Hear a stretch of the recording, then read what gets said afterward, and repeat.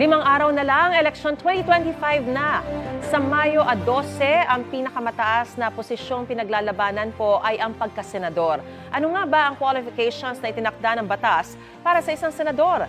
Dapat natural-born citizen o ipinanganak sa Pilipinas, edad 35 pataas, rehistradong botante, naninirahan sa Pilipinas ng hindi bababa sa 2 taon, at marunong magbasa at magsulat. Wala pong requirement na kung anumang mga college degree. Ang mananalong senador may salary grade na 31 o umaabot sa mahigit 300,000 piso.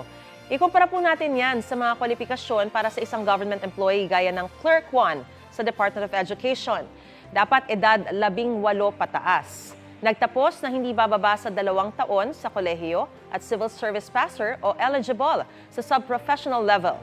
Ang Clerk 1 may salary grade 3 o katumbas ng halos 16,000 piso.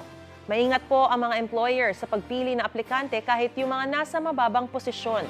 Sa darating na Lunes, maging maingat din po sana tayo at taasan ang standard sa pagpili ng kandidato sa pag-asang mabibigyan tayo ng tapat at tunay na serbisyo publiko.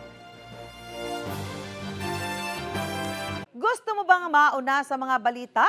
Mag-subscribe na sa GMA Integrated News sa YouTube at tumutok sa unang balita.